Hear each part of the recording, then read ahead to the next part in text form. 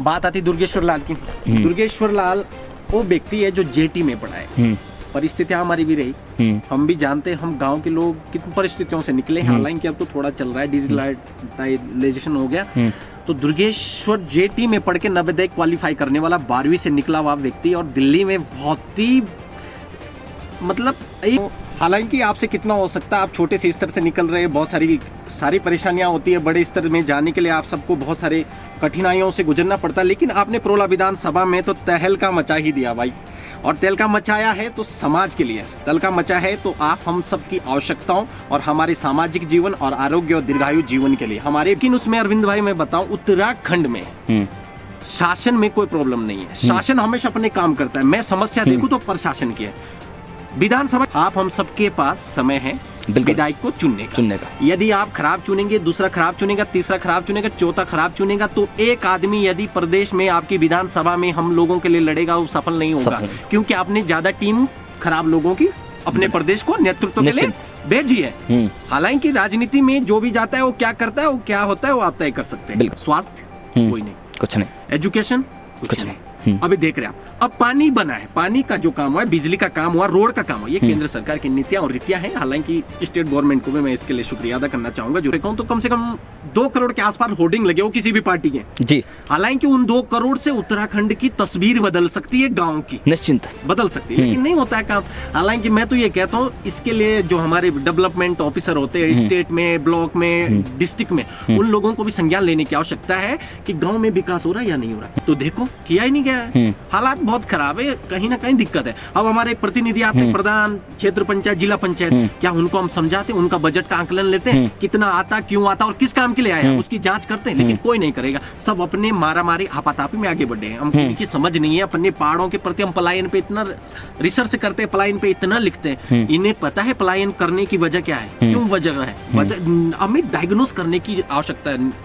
अरविंद भाई, यदि आप सबसे ज्यादा बजट आता है, लेकिन यहाँ पर जो बजट है वो बजट धरातल पर सबसे कम दिखता है, जबकि आता उत्तराखंड में सबसे अत्यधिक। आखिर कहाँ ये बजट जाता है, कुछ बता सकते हैं? क्योंकि लिखा गया था इस सबसे दलाल मोरी विकास खंड में पाए जाते हैं। बिल्कुल। हालांकि मेरा किसी व्यक्ति से मामला नहीं है, नहीं, व्यक्ति विशेष की बात नहीं, समाज हित की बात है। कुमार जी देख रहे हो कि कोई भी देखे, मेरा सम्मान है उनके प्रति, व्यक्तित्व के प्रति सम्मान है। लेकिन हालांकि मुझे दुर्भाग्य लगता है, इन लोगों की सोच और समझ, शिक्षा की कमी है, इनका एजुकेशन डेवलपमेंट कम है। जितने भी विधायक 3.5 लाख पर मंथ इनको अलग से मिलता है, उसके बावजूद भी ये क्या क्या करते हैं आप समझ सकते हैं। अब बात आती दुर्गेश्वर लाल, मालचंद जी को भी 2 बार समय दिया, लेकिन वो काम दूसरे से करते, वो व्यक्ति विशेष के कामों में ज्यादा बिजी रहते हैं। मालचंद जी, मेरा आकलन है, यदि उन्हें ये पता नहीं है तो उन्हें भी पता करने की आवश्यकता है कि मेरा निजी व्यक्तित्व ये है।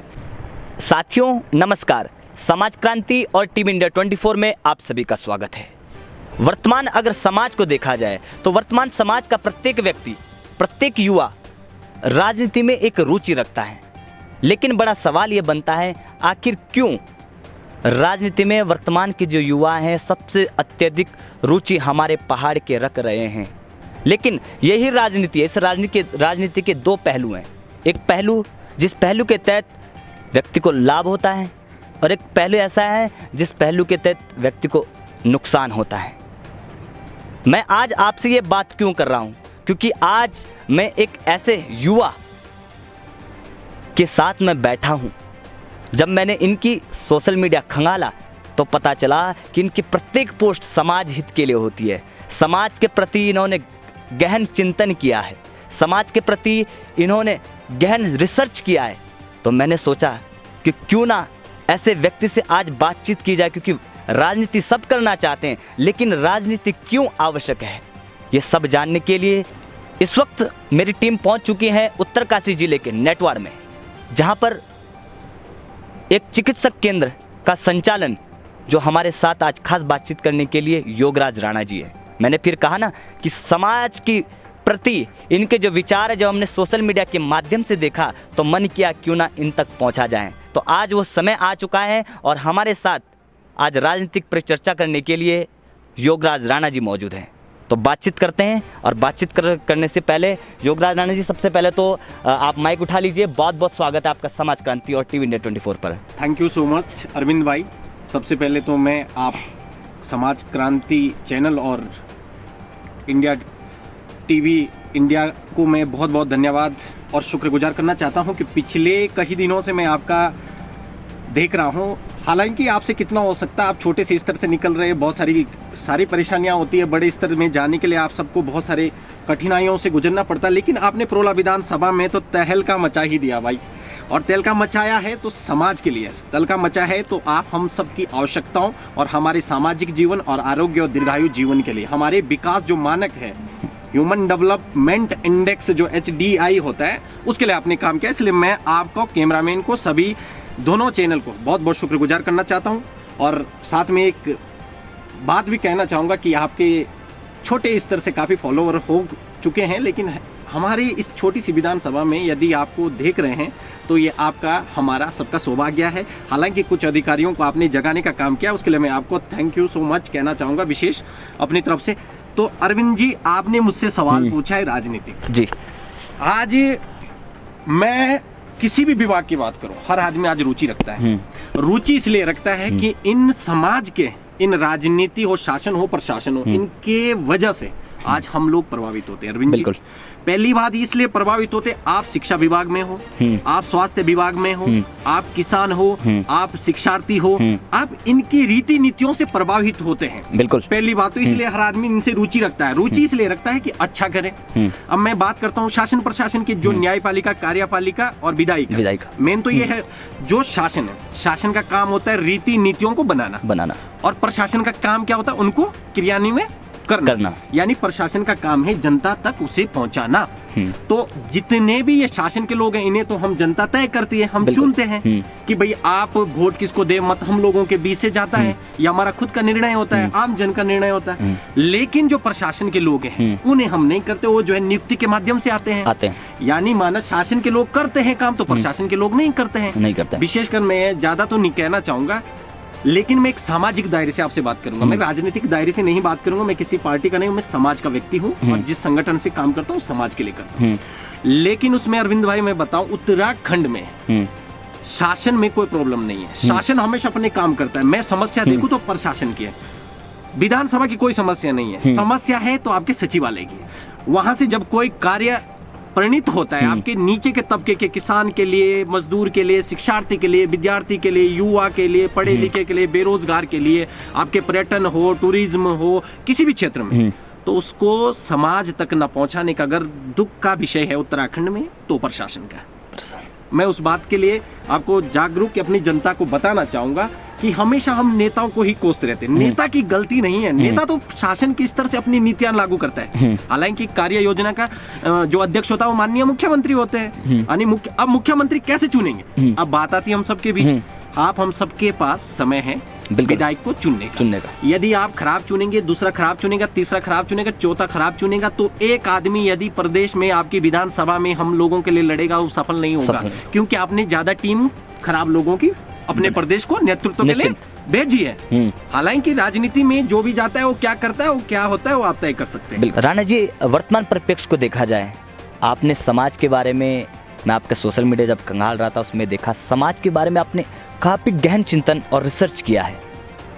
तो वर्तमान में अगर हम उत्तराखंड की सरकार देखें और जो पूर्व में सरकार रही, उनके विकास कार्यों में कितना अंतर आपको दिखता है?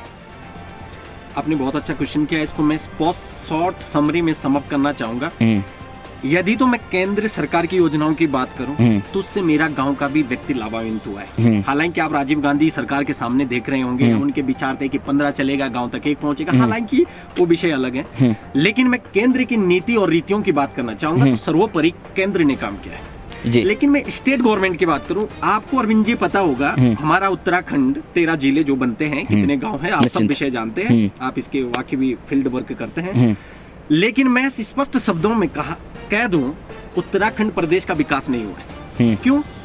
अभी कल ही की अपडेट देखिए, चमोली में 6, 7, 10, 20 किलोमीटर एक माता जी को ले जा रहे हैं। मानक HDI ह्यूमन डेवलपमेंट इंडेक्स आपका डिफेंड करता है एजुकेशन, शिक्षा और प्रति व्यक्ति आय। यदि ये 2 आंकड़े, ये 2 समाकलन, ये 2 सबमिटिव इवेल्युएशन आपका डेवलप है, ऊपर है, तो डेफिनेटली आप विकसित हो या विकासशील हो। अब उत्तराखंड सरकारों में मुझे ये समझ नहीं आता, विधायक को सैलरी मिलती 3.5 लाख होती, सैलरी 20,000 30 के आसपास होती है। डिफरेंट स्टेट का डिफरेंट मानक है। लेकिन उत्तराखंड में इतना पैसा इनको मिलता है, हेल्थ का मिलता है, अभी तो फॉरेनर में भी ये लोग अपना ट्रीटमेंट ले सकते हैं। निश्चिंत। क्यों देते हैं? इतनी सुविधाएं क्यों देती है विधायक? इतनी सुविधाएं देते हैं, क्यों देते? क्योंकि आप समाज के लिए समर्पित हो। हालांकि आज का विधायक समर्पित नहीं होता, अपने बेटे को मानसिक, अपने परिवार के मानसिक रोगियों को संतुष्टि करने के लिए ख्वाहिशों पर जीता है। हालांकि ख्वाहिशें पूरी नहीं होती, चंद्रमा पे भी लोग बसने की इच्छा रख रहे हैं, लेकिन पानी नहीं मिल रहा, बहुत सारी चीजें नहीं मिल रही, लेकिन होना उससे कुछ नहीं है। लेकिन हमारा मानवता का जो पाठ है, जो आदर्शवाद कहता है, उस पे चलने की हमें आवश्यकता है। वेदांत को फॉलो करने के ये देश हमेशा सर्वोपरि रहा है, क्योंकि यहाँ के संस्कार आदि तैयार है। लेकिन हालांकि अब के विधायक संस्कार भूल गए। मैं आपकी बात भी काटना चाहूंगा, पूरा बोलना चाहूंगा।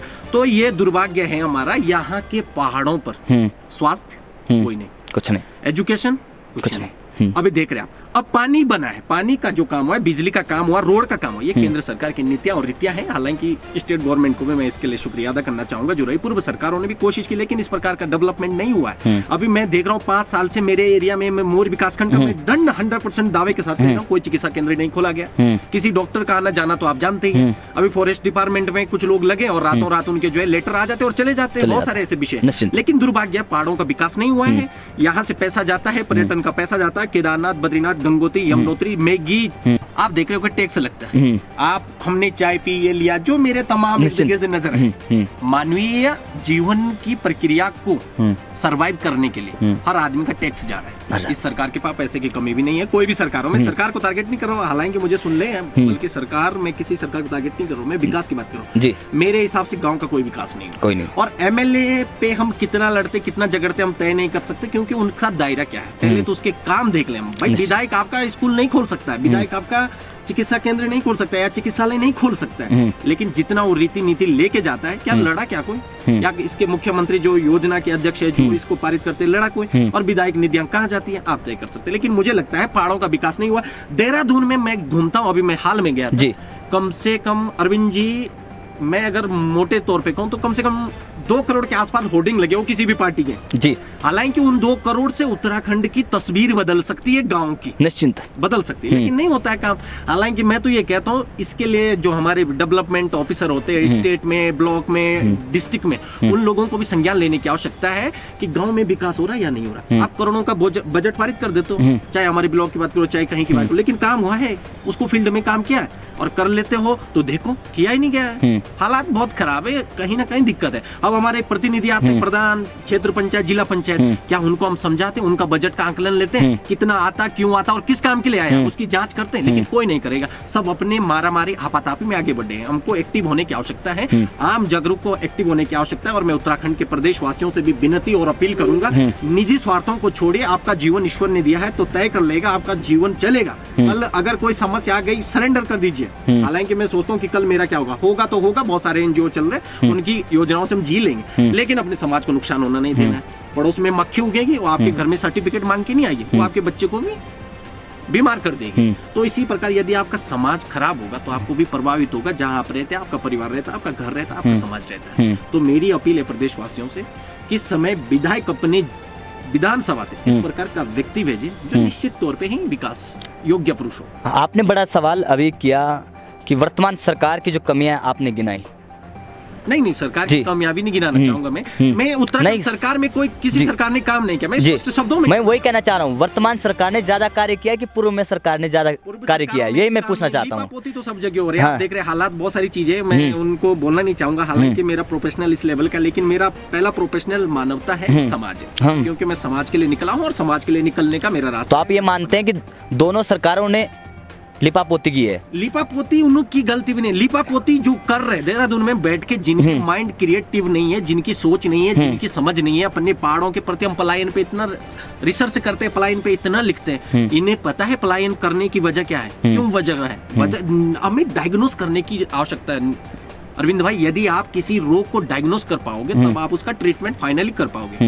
हमें आवश्यकता है, उत्तराखंड का व्यक्ति क्यों जाना चाहता है, देहरादून में क्यों बसना चाहता है, वहाँ क्यों जाना, हर आज लगाओ आप हर गांव से 20-25 लोग देहरादून बस गए हैं। हालांकि उनके बच्चे टिकटॉक चलाते हैं, हमारे बच्चे जाके आध्यात्मिक जीवन जी रहे हैं, वो अलग बात है। वो टिकटॉक पे क्या करते हैं आप तय कर सकते हैं। वर्तमान परिप्रेक्ष्य में अगर देखा जाए, मोरी ब्लॉक उत्तराखंड का एक ऐसा ब्लॉक है जहाँ पर सबसे ज्यादा बजट आता है, लेकिन यहाँ पर जो बजट है वो बजट धरातल पर सबसे कम दिखता है, जबकि आता उत्तराखंड में सबसे अत्यधिक। आखिर कहाँ ये बजट जाता है, कुछ बता सकते हैं? क्योंकि यहाँ बड़ा आरोप लगता है जो कमीशन खोरी है यहाँ पर 60% है, तो क्या लगता है कि कहाँ वो धन बंडरमाट हो जाता है? मैं स्पष्ट कह देना चाहूंगा, जब मैं 2014 में देहरादून था तो 2015-16 के बीच की एक न्यूज चली थी सचिवालय से, जहाँ सबसे लिखा गया था स्पष्ट सबसे दलाल मोरी विकास खंड में पाए जाते हैं। बिल्कुल। हालांकि मेरा किसी व्यक्ति से मामला नहीं है, नहीं, व्यक्ति विशेष की बात नहीं, समाज हित की बात है। हाँ, जी। लेकिन मैं इतना कहना चाहूंगा, बजट आता है और उसका जो 40% का मामला है वो इनका ही नहीं है, ऊपर तक मामला है। और अच्छा। ऊपर दुर्भाग्य अरविंद भाई, इतना कहूंगा मैं, शासन प्रशासन पे सारी बात लगाऊंगा। दुर्भाग्य इतना है, जब यूपीएससी की एग्जाम चलते हैं, आप सोशल साइट्स पे देखोगे, यूपीएससी की तैयारी जो भी लड़के करते हैं, आईएएस, आईपीएस, आईआरएस जो भी बनते हैं, उनके विचार सुन के ऐसा लगता है देश हमारा बदलेगा यदि 100 आईएएस इस प्रकार के देश में छोड़ दिए जाए। लेकिन बाद में कमीशन खोरी कौन करता है आपको पता है, आप तय कर सकते हैं। सबसे ज्यादा दिमाग यदि आज इस देश को, इस राष्ट्र को सबसे ज्यादा खतरा है तो सबसे ज्यादा पढ़े लिखे व्यक्ति से है, क्योंकि वो विकास या मानव जीवन की या सभी को समान भाव देखने की ले रिसर्च नहीं कर रहा, वो कर रहा पैसा 1 का 2, 2 का 4, 4 का 8 कैसे किया जाए, इस पे रिसर्च कर रहा है। आपका कहना है कि चैन बनी हुई है यहाँ पर, चैन बनी है पूरी तरह, चैन, कोई एक व्यक्ति शामिल नहीं है। व्यक्ति शामिल नहीं, गांव का व्यक्ति मैं हूँ, आप हूँ, अगर मैं कर दूं, मेरे पास ऐसे कई विषय आए, मैंने लिखा किसी चीज के लिए, बोला किया गया, उसी समय जांच बैठ जाती है, दिक्कतें हो जाती है, अकेले हो जाता समाज का एक आदमी अकेले हो जाता है। हालांकि यदि यही तो विषय है कि भाई अपने अपने विधानसभा से आप बेहतर विधायक भेजिए, इनका बड़ा चैन खड़ा हो जाएगा तो बड़ा अच्छा काम होगा। आप बेईमानों को भेज देंगे तो बेईमानों का चैन खड़ा हो जाएगा। आप अगर बीच में एक आध अच्छे निकले, आपको किल आउट कर दिया जाएगा। ऐसे देश में कई मुद्दे आए, कई लोगों को किल आउट कर दिया गया है, दिग्गजों को किल आउट कर दिया गया, क्योंकि वो लड़ रहे थे समाज के लिए। समाज का बड़ा दुर्भाग्य है। हालांकि जो लोग ये गलत कर रहे हैं उनमें उनके बच्चे हैं, उनका भाई है, उनकी माँ है, उनका परिवार है, उनका घर है, वो भी प्रभावित होंगे कल। और जब प्रभावित होंगे, कोई सत्ता नहीं रहेगी, कोई नहीं तो चिल्लाएगा लोग ऐसा कर रहे, तुम लोग सहयोग नहीं कर रहे। कारण निश्चित। राणा जी, आप वर्तमान में प्रोला विधानसभा क्षेत्र के निवासी हैं जी, और यहाँ पर 2022 का जो चुनाव है वो भी पास आ चुका है और बड़े धुरंधर यहाँ पर आप जानते ही हैं मैदान में उतर चुके हैं। खासकर इस वक्त जो 3 लोगों के मध्य जंग चल रही है, राजकुमार जी हैं, मालचंद जी हैं और दुर्गेश्वर लाल जी हैं। किस तरह से इनके कार्यों को देखते हैं और किस तरह, क्या लगता है कौन 2022 में भारी पड़ने वाला है और क्यों? अगर कोई जिस प्रत्याशी का नाम आप लेंगे भारी पड़ेगा तो उसके पीछे की वजह क्या है, और जो वर्तमान में भारी नहीं पड़ेंगे उसके पीछे की वजह भी क्या है? तो सीधा सवाल आपसे।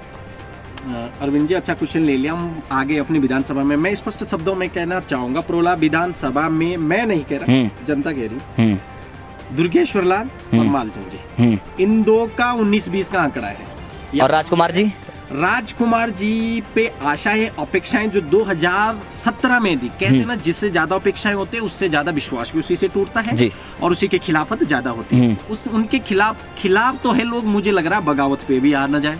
अच्छा, मैं समाज का आदमी हूँ, राजकुमार जी देख रहे हो, कोई भी देखे, मेरा सम्मान है उनके प्रति, व्यक्तित्व के प्रति सम्मान है। लेकिन हालांकि मुझे दुर्भाग्य लगता है इन लोगों की सोच और समझ, शिक्षा की कमी है, इनका एजुकेशन डेवलपमेंट कम है। जितने भी विधायक 3.5 लाख पर मंथ इनको अलग से मिलता है, उसके बावजूद भी ये क्या क्या करते हैं आप समझ सकते हैं।